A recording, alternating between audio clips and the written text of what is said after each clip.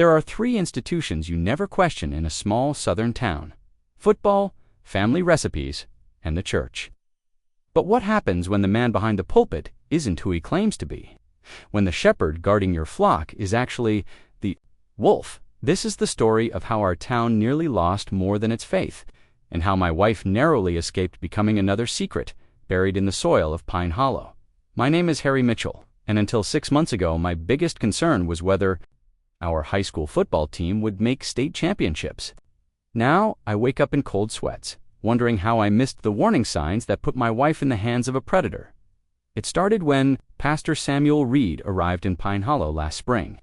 Our previous minister had retired after 30 years of unremarkable sermons and predictable homilies. The congregation was ready for someone new, and Samuel Reed was certainly new. 42 years old, with salt and pepper hair that made him look distinguished rather than aged.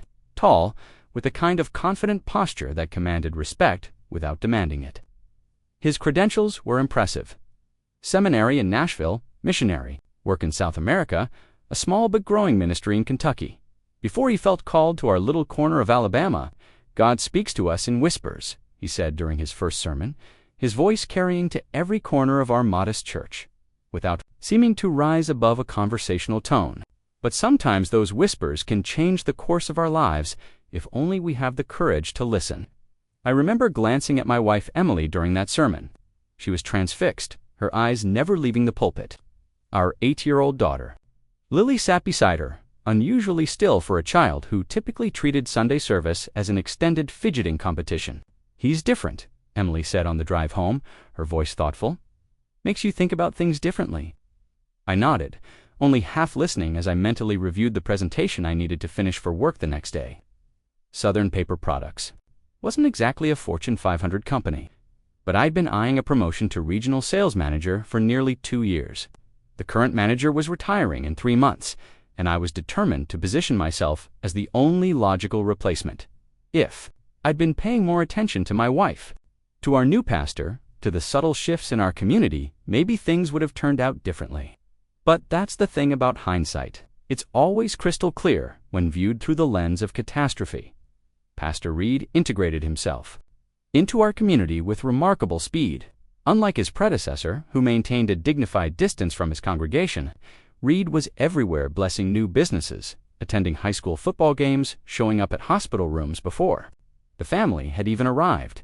He had a knack for being exactly where he was needed, exactly when he was needed. "It's like he has a sixth sense," Marge Whitley said during one of the ladies' auxiliary meetings that Emily chaired. My Henry hadn't even told me about his test results, but there was Pastor Reed right when the doctor delivered the news.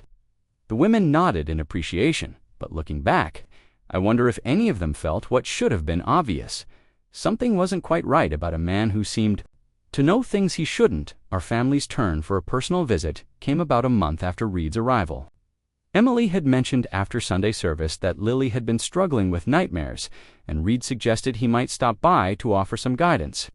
"Just a casual visit," he assured us with that easy smile that never quite reached his eyes. Another detail I only recognize in retrospect. Sometimes children respond to spiritual counsel in ways we don't expect. So on a Tuesday evening in April, Pastor Samuel Reed came to dinner at our home on Magnolia Lane. Emily had spent the entire day cleaning the house, preparing her grandmother's famous pot roast, even putting out the good dishes we typically reserved for Thanksgiving and Christmas. "It's just the pastor," I teased as she frantically rearranged the centerpiece for the 3rd time, "not the governor." She shot me a look that could have withered the azaleas outside. "It's important to make a good impression, Harry. Pastor Reed is bringing new life to this town." I raised my hands in surrender and retreated to my home office. To review sales figures until our guest arrived, Reed brought a bottle of non-alcoholic sparkling cider and a children's Bible for Lily. "Every child should have their own direct line to God's Word," he said, presenting it to her with the flourish of a magician pulling a rabbit from a hat. Lily, normally shy around strangers, accepted it with unusual enthusiasm. "Thank you, Pastor Reed," she said without prompting. "Mama says you talk to God better than anyone." I glanced at Emily, whose cheeks flushed slightly. I said, "Pastor Reed explains Scripture in a way that helps us understand God better," she corrected, shooting me an embarrassed smile. "Same difference to an 8-year-old, Reed laughed, his hand resting briefly on Emily's shoulder in a gesture that struck me as oddly familiar, but the moment passed quickly as we moved to the dining room. Dinner conversation flowed easily. Reed was well-read and articulate, moving effortlessly from discussing local school board politics to international missions work. He had a way of making his experiences sound relatable despite their exotic nature. Stories of building wells in Guatemala became parables about community effort. That could apply equally to our town's fundraiser for new playground equipment. "The world is vast, but human needs are universal," he said, accepting a second helping of Emily's pot roast with appreciative noises. "Connection, purpose, understanding. We all seek these things, whether in the Amazon or in Alabama." After dinner, while Emily served coffee and her famous peach cobbler, Reed turned the conversation toward me. "Emily tells me you're up for a promotion, Harry. That must be exciting." I nodded, surprised that Emily had discussed this with him. Regional manager, more responsibility, better pay, but also more travel. "Travel can be hard on a family," Reed observed, his gaze sliding toward Emily. "But sometimes necessary sacrifices must be made for growth." "That's what I keep telling Emily," I agreed, missing the brief shadow that crossed my wife's face. "It's temporary discomfort for long-term stability." Reed nodded thoughtfully. "The Bible teaches us about seasons, a season for planting, a season for harvest. Perhaps this is your season for professional growth, while Emily tends the home fires." It was exactly what I wanted to hear, that my ambition was not just acceptable, but divinely sanctioned. I warmed to Reed immediately, impressed by his practical approach to faith.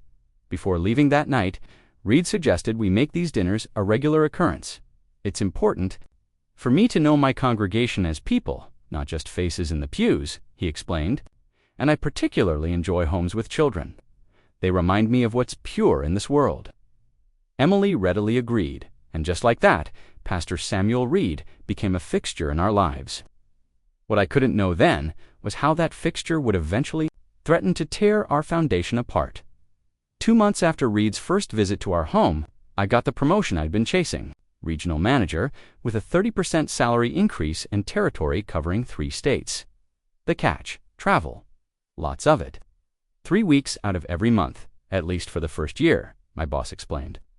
"We need you to personally visit each location, establish relationships with the clients, show them that Southern Paper Products takes their business seriously." I accepted without hesitation. The money would allow us to start a college fund for Lily, maybe even consider a second child's, something Emily had been hinting at for years. The timing seemed perfect. Emily's reaction was less enthusiastic than I'd expected. 3 weeks every month, she repeated, her fork suspended midway to her mouth at the dinner, where I'd proudly announced my promotion. That's practically moving out, Harry." "It's temporary," I assured her. "A year, maybe 18 months tops. Then I can delegate more of the travel to the district managers." She pushed her food around her plate. "And in the meantime, Lily has her school play next month, and her piano recital, and I've got the church fundraiser to organize." "You'll manage beautifully," I said, reaching across the table to squeeze her hand. "You always do. And it's not like you're alone. You've got your mother nearby and the church community." "The church," she echoed softly. "Yes, I suppose I do have that." Looking back, I should have recognized the resignation in her voice, the quiet yielding that wasn't agreement, but retreat. But I was too caught up in visions of corporate ladders and corner offices to notice the fracture lines forming in my own home. My first extended business trip began the following week, a 10-day tour of paper plants in Mississippi and Louisiana.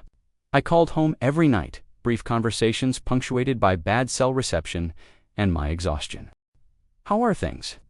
I'd ask, already half asleep in another generic hotel room. "Fine," Emily would reply, her voice distant, in more ways than one. "Pastor Reed stopped by today. He's helping Lily with her Bible study project." I mumbled appropriate gratitude for the pastor's attention to our family, too tired to register what should have been an odd detail. Why was the pastor making solo house calls to my wife and daughter? The pattern continued through summer and into fall. I'd return home for brief, intense weekends, trying to cram quality time with Lily, intimacy with Emily, and basic household maintenance into 48 hours before hitting the road again. The rhythm was unsustainable, but I told myself it was necessary, temporary. For our future, Emily withdrew in subtle ways. Our physical relationship became increasingly perfunctory when it happened at all. She stopped sharing the small details of her day's Lily's school anecdotes, neighborhood gossip, her own fears and hopes. Conversations centered around logistics and schedules. I'll be at church most of Saturday, she'd inform me over breakfast during one of my weekends home. The Harvest Festival Committee needs help setting up. The whole day, I asked, disappointed. I'd been hoping to take Lily fishing at the lake. Pastor Reed says community events are the backbone of a healthy congregation, she replied, as if that settled the matter. Pastor Reed says. It became a refrain in our house, one I was too distracted to challenge. Pastor Reed says tithing should be calculated before taxes, not after. Pastor Reed says children benefit from daily Bible study. Pastor Reed says wives should be a harbor in the storm for their husbands. What Pastor Reed was actually saying to my wife during my absences, I wouldn't discover until much later. The wake-up call finally came at Thanksgiving. I'd arranged a rare, full week off, envisioning family time and home-cooked meals. Instead, I found myself sitting at a dinner table with my wife, daughter, mother-in-law, and Pastor Samuel Reed, who had apparently become such an intimate part of our lives that his inclusion in family holidays was now expected. Samuel has been such a blessing. My mother-in-law gushed as Reed carved the turkey with the confident motions of a man accustomed to taking charge in my home. I don't know how Emily would have managed these past months without his guidance. Reed offered a modest smile. The Lord places us where we're needed, when we're needed. I'm just grateful to be of service to this beautiful family. His eyes lingered on Emily as he said, beautiful, a micro-expression so brief I might have imagined it. But something in my gut tightened the same instinctive warning system that told me when a client was about to back out of a deal. That night, after Reed had finally left and Lily was asleep, I tried to broach the subject with Emily. The pastor seems very involved in your daily life. I began carefully watching her reaction as she removed her earrings at her vanity. He's been supportive while you've been gone, she replied, her tone neutral. Lily adores him. And you? I asked. The question slipping out before I could filter it. Emily turned to face me. Her expression, a complex mix of emotions I couldn't fully decipher. What are you asking, Harry? Nothing, I backpedaled, suddenly uncertain of my footing in what felt like quicksand. Just, he seems to be here a lot. Someone needs to be, she said quietly, turning back to her mirror. The words hit me like a physical blow, not because they were delivered with anger, they weren't, but because of the resigned truth in them. I had left a vacuum in my home, and nature abhors a vacuum. Someone had stepped in to fill the space I'd vacated, and I had no one to blame. But myself, I resolved to be more present, even from a distance. Daily FaceTime calls with Lily, text check-ins with Emily throughout the day, weekend plans made well in advance, small gestures to remind them I was still part of their lives, even when physically absent. It might have worked, given time. But time was the one commodity we didn't have. The call came on a Wednesday afternoon in early December. I was in a client meeting in Atlanta when my phone vibrated with Emily's number. She never called during business hours, one of our unspoken accommodations to my new role, so I immediately excused myself to answer. Harry, her voice was trembling in a way I'd never heard before. I need you to come home now. What's happened? Cold fear gripped me as my mind raced through worst-case scenarios. Is Lily? Lily's fine. She's at my mother's. Emily's voice dropped to a near whisper. It's about Pastor Reed. I can't talk about it over the phone. Just come home, please. I made it back to Pine Hollow in record time, breaking several speed limits and running at least one red light. When I burst through our front door at 8:47 p.m., Emily was sitting in the living room, hands clasped so tightly her knuckles were white. She looked up at me with eyes red-rimmed from crying. Tell me, I said, dropping to my knees in front of her, taking her cold hands in mine. The story came out in broken fragments. How Reed had been slowly, methodically increasing his presence. In her life, during my absences, coffee after Bible study becoming lunch at his home, spiritual counseling sessions that grew longer and more personal. Comments about her appearance that crossed professional boundaries, A gradual escalation of physical contact, a hand on her shoulder becoming a hand at the small of her back, a comforting hug lasting too long. I told myself I was imagining things, Emily said, her voice hollow. That I was being unfair to him. He's a man of God. The whole town respects him. What happened today? I asked, already knowing there had to be a catalyst, something that had finally broken through her denial. He invited me to his house for evening prayer. Her voice grew even quieter. Said he wanted to show me something that would deepen my spiritual connection, something private. My stomach clenched. And did you go? She nodded, tears spilling onto her cheeks. I almost didn't. I've been feeling uncomfortable around him lately, but he's been so insistent, and I don't know what I thought, that I was overreacting. Maybe Emily. I tightened my grip on her hands, willing her to continue. We had tea in his living room. He talked about spiritual intimacy, how some experiences can't be shared with the congregation. Then he asked me to follow him. She closed her eyes briefly. He took me to a bedroom, but it wasn't normal, Harry. What do you mean, not normal? There were things on the walls, restraints, whips, photographs of, double quotes, she shuddered, of women in positions I can't even describe. None of them looking at the camera. Some looking afraid. Ice flooded my veins. Did he touch you? Did he know? She shook her head firmly. I turned to leave immediately, but he blocked the door, said we had a connection that transcended conventional morality, that God had sent me to him for a purpose. Her voice strengthened slightly. I told him he was crazy, that I was leaving. He grabbed my arm hard enough to bruise. She pulled up her sleeve to reveal finger-shaped marks darkening on her pale skin. Rage surged through me, hot and electric. I'll kill him, I said flatly. I got away, Emily continued, as if I hadn't spoken. Made it to the kitchen. He followed, still talking about divine purpose and special relationships. I grabbed a fork from the counter and, she swallowed hard. I stabbed him in the thigh, not deep, just enough to make him let go. Then I ran. Pride momentarily displaced my anger.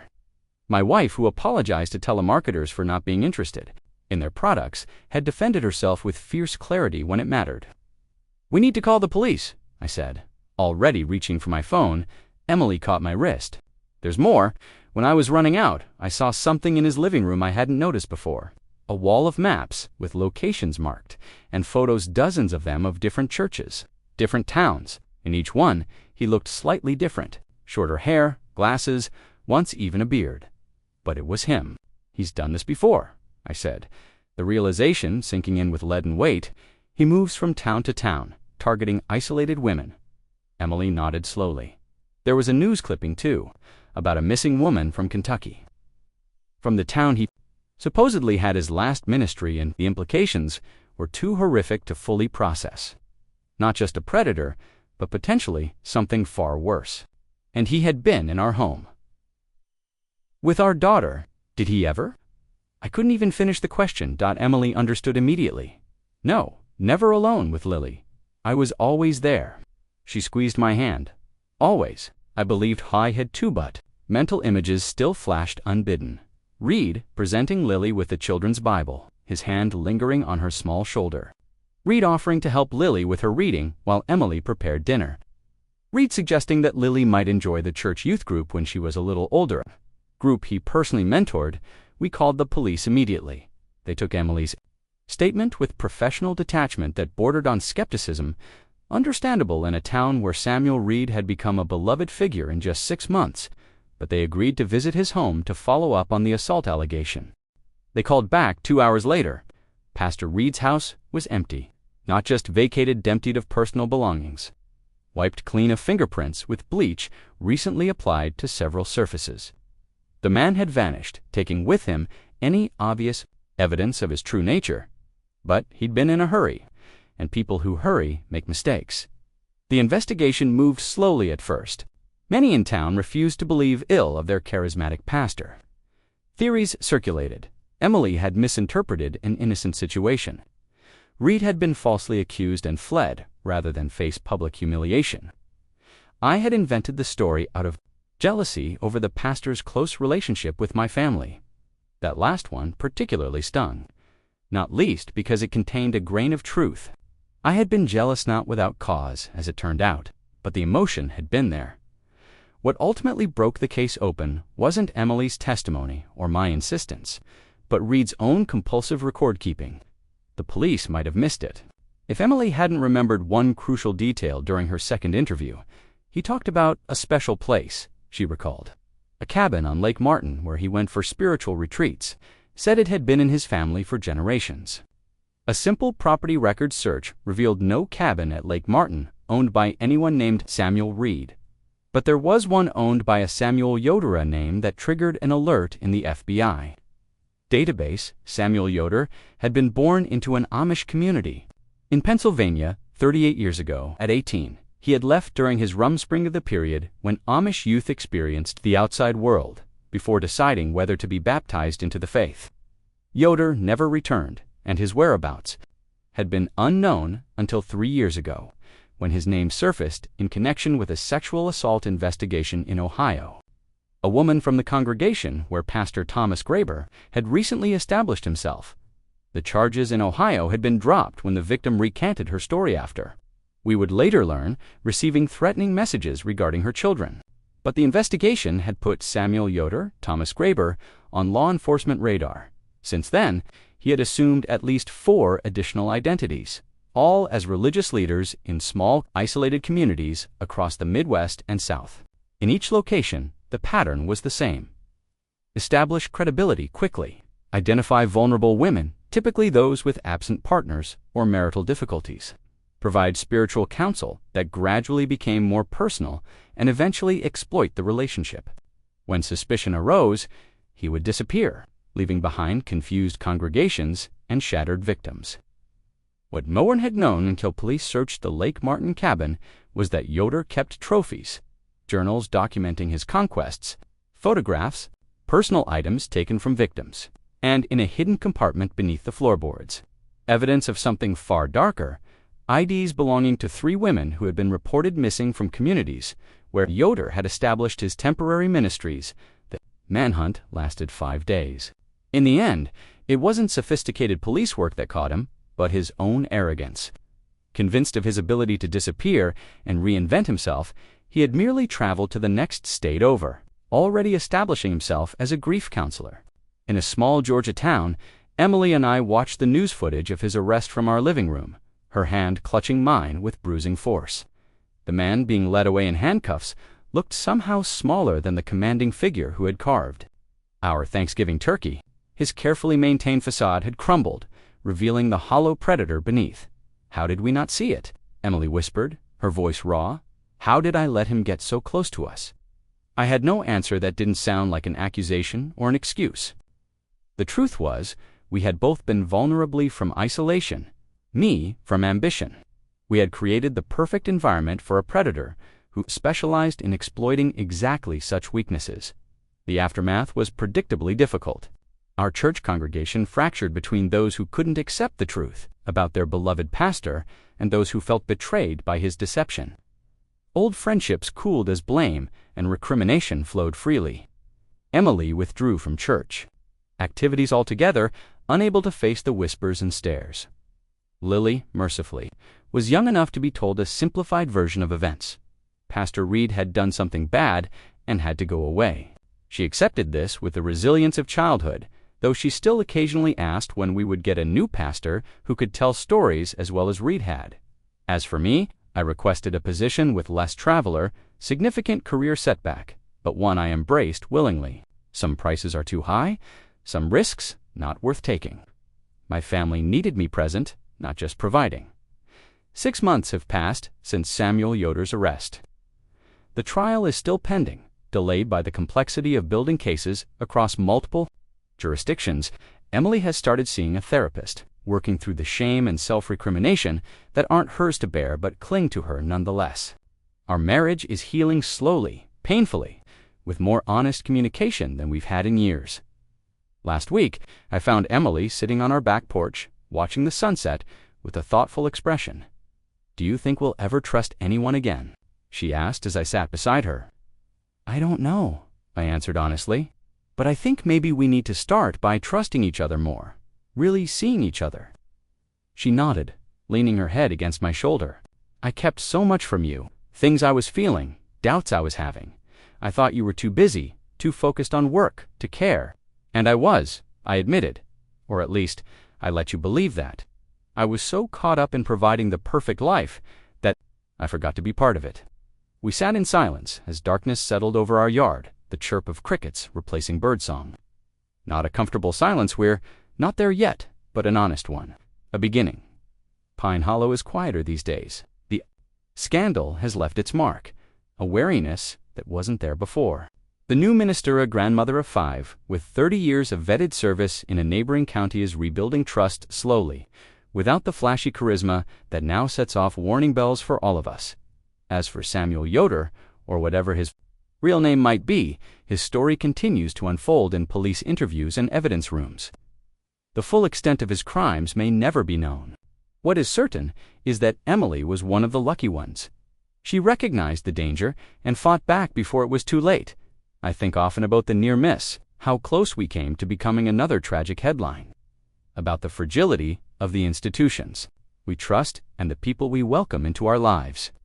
About how easily righteousness can become a mask for something monstrous. But mostly, I think about presence.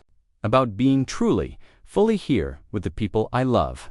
Because in the end, absence creates vulnerabilities that someone will eventually exploit, and some losses can never be recovered, no matter how many promotions or pay raises come your way. In small towns like ours, faith runs deep. But so do secrets. And sometimes, the most dangerous wolves are the ones dressed as shepherds, guiding the flock not to safety, but to slaughter.